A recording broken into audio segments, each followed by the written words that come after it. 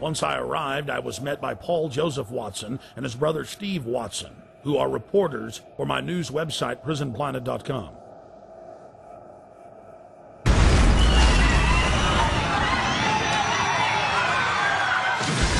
To understand the London bombings and who perpetrated them, we first need to look at 3/11/2004, the bombings in Madrid, Spain.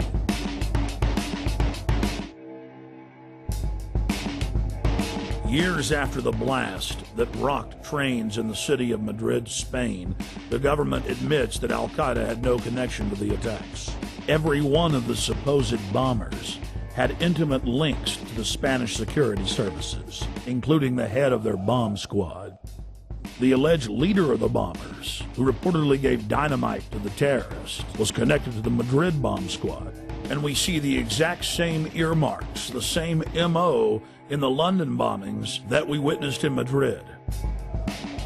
On the morning of July 7th, 2005, 3 trains and a city bus were ripped to pieces when 4 military-grade explosive devices detonated. At 8:50 a.m., 3 explosive devices simultaneously detonated on 3 separate trains. Within minutes, eyewitnesses were reporting to the press that there had been multiple terror attacks. Despite the fact that 3 train cars were burning wrecks strewn with dead and dying Londoners, Scotland Yard for over an hour and a half claimed that all of the disruptions were simply caused by a power outage in the London Underground. Power surge on the Underground, that's all we heard. I mean, the bus was about an hour after the Underground, so that's when I think everybody knew that it wasn't what it was, you know. I think it was just an excuse, power surge, whatever.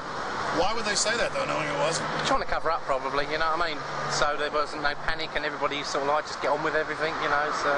Then mysteriously, 50 minutes into the attack, the London Police Department orders the number 30 Hackney to Marble Arch bus to leave its normal route and to park at the corner of Woburn Square and Tavistock Place. At 9:47, a 4th bomb detonates, killing 13 civilians and injuring many others. Note, out of several hundred buses in service that morning, it's the only bus that the police take special control of and direct to Tavistock Square. I've been walking up and down this road, looking at the bus stops for a number 30.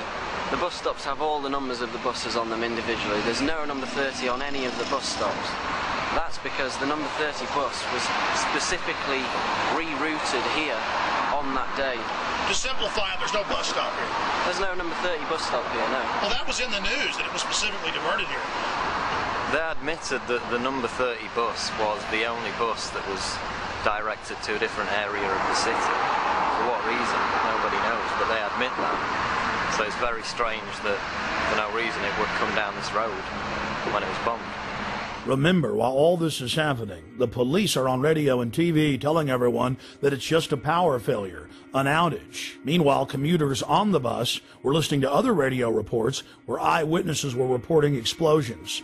The supposed bomber on the bus with the rucksack became panicked and began looking in his rucksack in what witnesses said was a confused and frightened manner. Weeks later, police detectives investigating the case said that all 4 of the bombers on the 3 trains and the bus didn't fit the MO, the modus operandi of bombers. They bought 2-way tickets.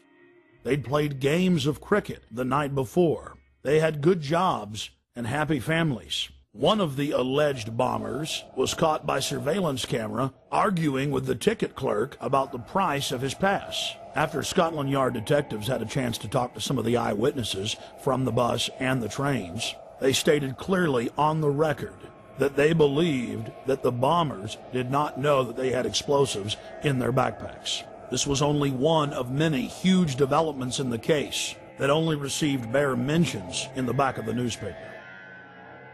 The July 29th edition of Fox News Channel's Dayside program revealed that the so-called mastermind of the 7/7 bombings, Harun Rashid Aswad, is a British intelligence asset. Former Justice Department prosecutor and FBI terror expert John Loftus exposed the fact that Aswad was being protected by MI6 and was clearly under their control. Aswad is believed to be the mastermind of all the bombings in London. On the 7/7 and 7/21, this is the guy, we think. This is the guy, and what's really embarrassing is that the entire British police are out chasing him, and one wing of the British government, MI6, or the British Secret Service, has been hiding him. And this has been a real source of contention between CIA, Hold on, John. Justice Department, and Britain. MI6 has been hiding him. Are you saying that he has been working for them? Oh, I'm not saying it. This is what the Muslim Sheikh said in an interview in a British newspaper back in 2001. So he's a double agent, or what? He's a double agent. So he's working for the Brits to try to give them information about Al-Qaeda, but in reality, he's still an Al-Qaeda operative. Yeah. The CIA and the Israelis all accused MI6 of letting all these terrorists live in London. Now, we knew about this guy Aswat. Back in 1999, he came to America. The Justice Department wanted to indict him in Seattle because him and his buddy were trying to set up a terrorist training school in Oregon. The headquarters of the U.S. Justice Department ordered the Seattle prosecutors not to touch Aswat. Hello. Now, hold on. Why? And that's, well, apparently Aswat was working for British intelligence. Now, there's a split of opinion within U.S. intelligence. Some people say that the British intelligence fibbed to us. They told us that Aswat was dead, and that's why the New York group dropped the case. That's not what most of the Justice Department thinks. They think that it was just, again, covering up for this very publicly affiliated guy with al-Mujaroon. He was a British intelligence plant. Our CIA says, okay, let's arrest him, but the Brits say no again? The Brits say no. Now, at this point, 2 weeks ago, the Brits know that the CIA wants to get a hold of Haroon. So what happens? He takes off again. Goes right to London. He isn't arrested when he lands. He isn't arrested when he leaves. Even though he's on a watch list. He's on the watch list. The only reason he could get away with that was if he was working for British intelligence. He was a wanted man. And then takes off the day before the bombings, as I understand it? Yeah, and goes to Pakistan. The Pakistanis arrest him. They jail him. They jail him. He's released within 24 hours. In London, we spoke with David Shaler, a former MI5 agent who was convicted of breaking the Official Secrets Act and imprisoned for 6 months. With regard to 7/7, there has been a witness report now included in a local British newspaper called the Cambridge Evening News, in which somebody who was on one of the tube trains says that he didn't see a man with a rucksack. In fact, after the explosion, what he saw was metal pointing upward from the bottom of the carriage. That would indicate, of course, that the bomb was not carried onto the tube train, but was in fact attached underneath it. Now again, nobody in the British national press is following that up. Now I hope investigators and the police are.